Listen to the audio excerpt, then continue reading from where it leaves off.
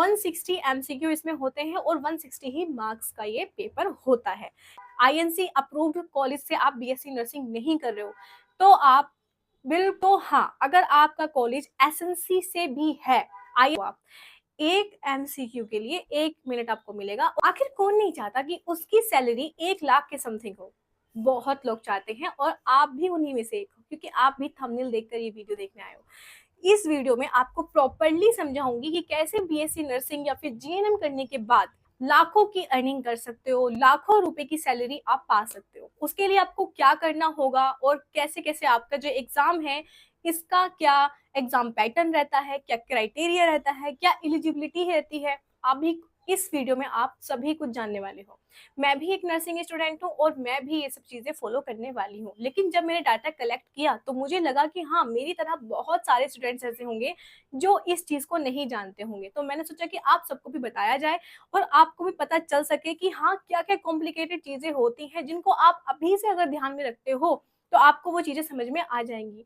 क्योंकि ये एग्जाम इसमें सिर्फ पढ़ना ही काफी नहीं होता, इसके पैटर्न को, इसके एलिजिबिलिटी को और फिर इसके टाइम ड्यूरेशन को समझना भी वो भी बहुत बड़ा एक कॉम्प्लिकेशन है। तो इसलिए मैं सोचा कि इस वीडियो में आपको क्लियर कर देती हूँ ताकि आपका जो डाउट है और जो आपकी क्यूरियोसिटी है इस एग्जाम के बारे में जानने की वो दूर हो जाए। तो hello friends, myself Tania Khan Saifi and I am a BSc nursing student of 5th semester.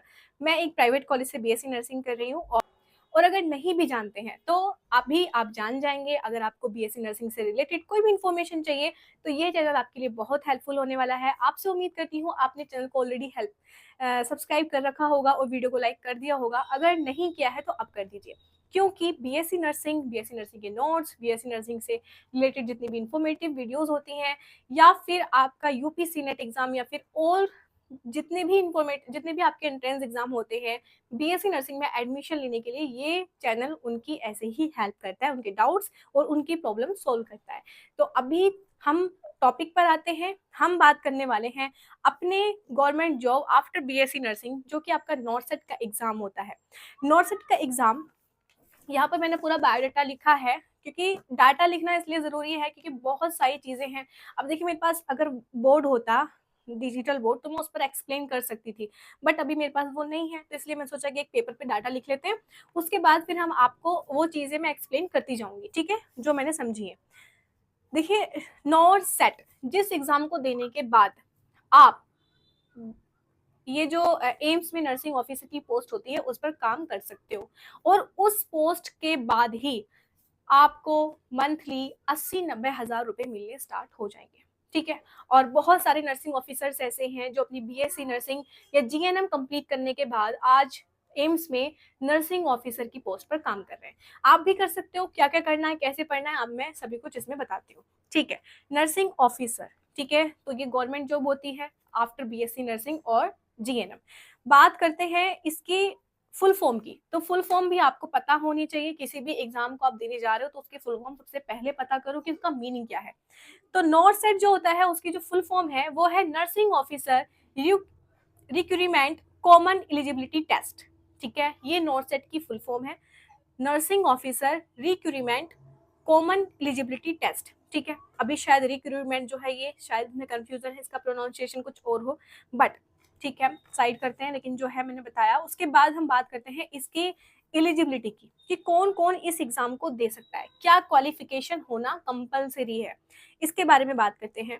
तो अगर आपने बीएससी किया है या फिर बीएससी ऑनर्स किया है, बीएससी नर्सिंग क्या है, बीएससी नर्सिंग ऑनर्स से भी किया है, तब भी आप इस एग्जाम के लिए फॉर्म अप्लाई कर सकते हो।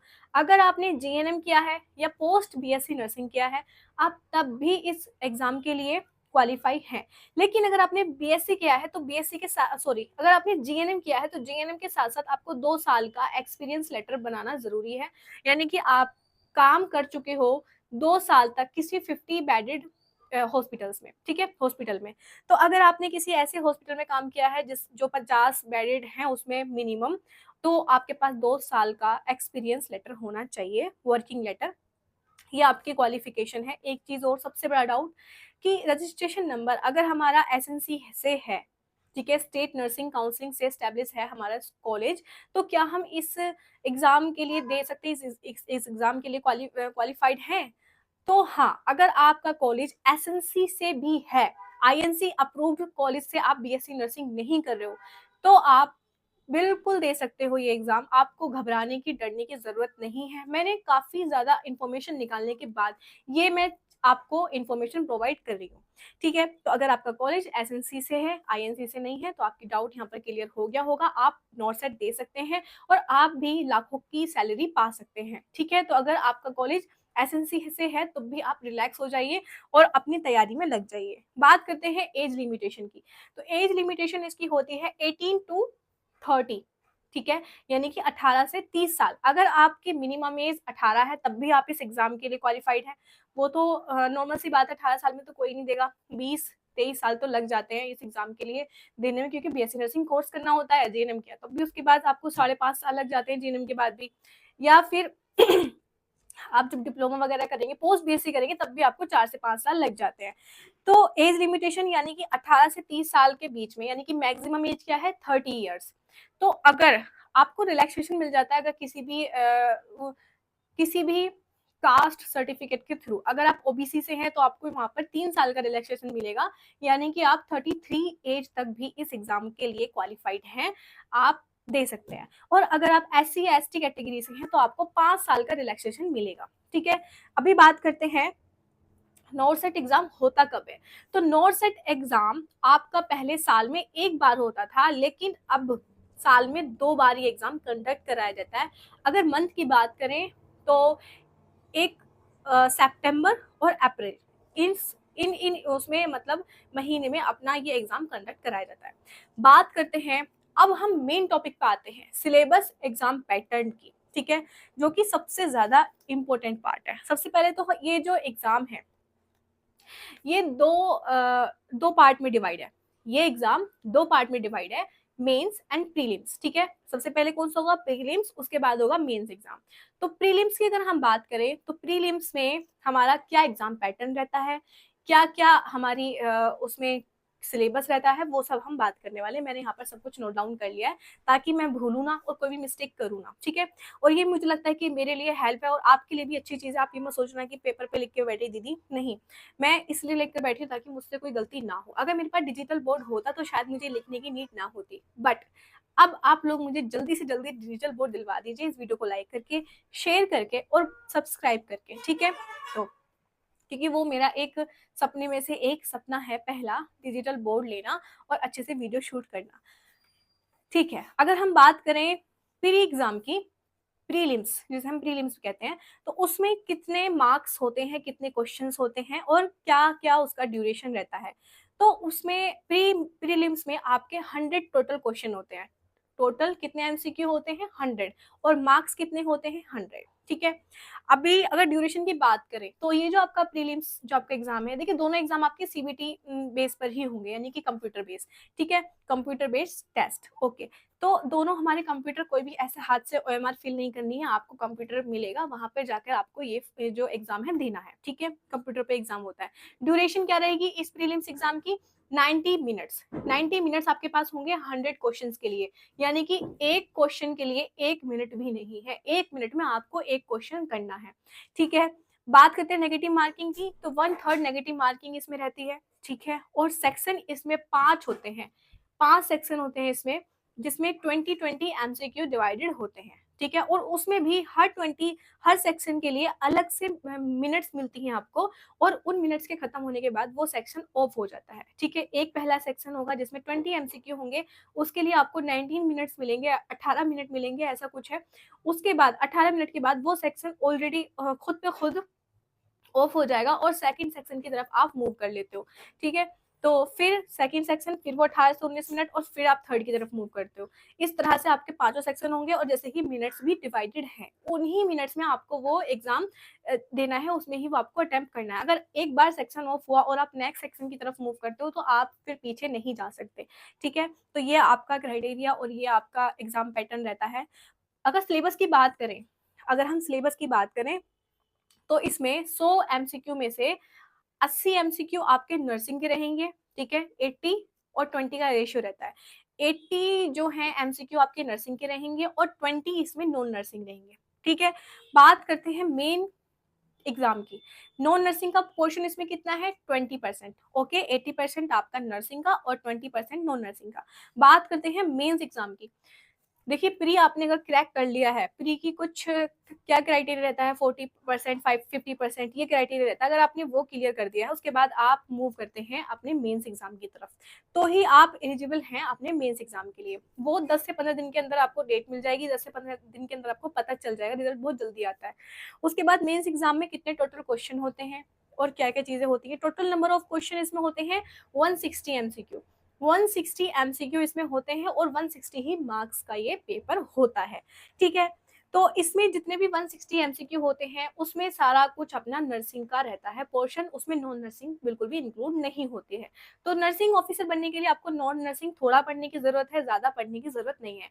लेकिन हाँ, आपको अगर टॉप 10 गवर्नमेंट जॉब्स चाहिए आफ्टर बीएससी नर्सिंग, तो मैं आपके लिए प्रॉपर वीडियो बनाऊंगी, वो जाके देख लेना। हर एक एग्जाम के बारे में, पैटर्न और एलिजिबिलिटी और एग्जाम पैटर्न सब कुछ मैं बताऊंगी, और एग्जाम कब होता है, कितनी सैलरी होती है, सभी कुछ पूरी इन्फॉर्मेशन के साथ। इसलिए इस चैनल को सब्सक्राइब जरूर कर देना। टोटल मार्क्स की बात करें तो 160 जैसे कि मैंने बताया, मेन एग्जाम 160 मार्क्स का होगा, 160 ही उसमें एमसीक्यू होंगे। उसमें मिनट्स जो आपको मिलेंगे वो मिलेंगे 180 मिनट्स। ठीक है, 180 मिनट्स आपको इसमें मिलेंगे, और 1/3 की नेगेटिव मार्किंग है। इसमें 4 सेक्शन होंगे जिसमें 40 एमसीक्यू आपके रहेंगे हर सेक्शन में। ठीक है, तो उसमें आपको एक सेक्शन के लिए मिलेगा 45 मिनट्स, यानी कि एक एमसीक्यू के लिए 1 मिनट, समझ के रखो आप। एक एमसीक्यू के लिए 1 मिनट आपको मिलेगा, और 45 मिनट के अंदर आपको एक सेक्शन कंप्लीट करना है। अगर आपने वो सेक्शन कंप्लीट नहीं किया, कोई क्वेश्चन रह गया, तो आप दोबारा से उस सेक्शन की तरफ नहीं जा सकते। वो सेक्शन ऑलरेडी हो जाएगा वो। ठीक है, खुद ब खुद हो जाएगा वो। ठीक है, वो ऑटोमेटिक होता है, सीबीटी है, कंप्यूटर है, तो खुद ब खुद चलता रहेगा। 45 मिनट ओवर हुए तो फिर उसके बाद 46वें मिनट्स में वो दूसरा सेक्शन ओपन कर देगा आपके लिए। ठीक है, तो ये पूरा आपका है। और इसमें जो आपका जो आपको जो एम्स में जो जॉब मिलेगी वो आपकी रैंक के हिसाब से मिलेगी, और क्या आपका रेफरेंस है उसके हिसाब से ही आपको एम्स प्रोवाइड किया जाएगा कि आपको कौन सी रैंक मिली है, उसी रैंक के हिसाब से आपको एम्स मिलेगा। तो ये था। और एम्स की जो सैलरी है वो आप जानते ही हो, एम्स में नर्सिंग ऑफिसर की वो 80 या 85,000 से स्टार्ट होती है, और वो जाकर 1,20,000 तक रुकती है। तो काफ़ी अच्छी सैलरी है, और काफ़ी ज़्यादा अलाउंस भी होते हैं, तो इसलिए अलाउंसेस भी आपको मिलेंगे वहाँ पर, रहना, खाना, किराया, ये सब चीज़ें। तो उन सबको मिला के आपको 80-90 हज़ार रुपये आराम से बैठ जाती है आपकी सैलरी। तो ये था आपका गवर्नमेंट जॉब जो कि आपका नर्सिंग ऑफिसर एम्स में बनते हैं। आई होप आपको वीडियो अच्छा लगा होगा। बाकी टॉप 10 गवर्नमेंट जॉब्स के बारे में मैं बात करूंगी, और अगर आपको बीएससी नर्सिंग के नोट्स चाहिए तो मेरा एक चैनल है जो कि मैं इसके डिस्क्रिप्शन में आपको लिंक प्रोवाइड कर दूंगी। वहाँ पर आपको बीएससी नर्सिंग के फर्स्ट सेमेस्टर के नोट्स मैंने डालना स्टार्ट कर दिया है। अगर आप फर्स्ट सेमेस्टर में हैं तो वहाँ जाकर वो चैनल सब्सक्राइब कर सकते हैं। तो ये था मेरा आज का वीडियो। अगर वीडियो पसंद आया हो तो प्लीज़ लाइक करना, क्योंकि इस वीडियो के लिए बहुत मेहनत लगी है, और मैंने सभी कुछ यहाँ पर पूरा प्रिपेयर किया। उसके बाद मैंने एक एग्जैक्ट मैंने आपको यहाँ पर जो इन्फॉर्मेशन है वो प्रोवाइड की। Thank you so much. मिलते हैं मेरे नेक्स्ट वीडियो में, तब तक के लिए बाय बाय।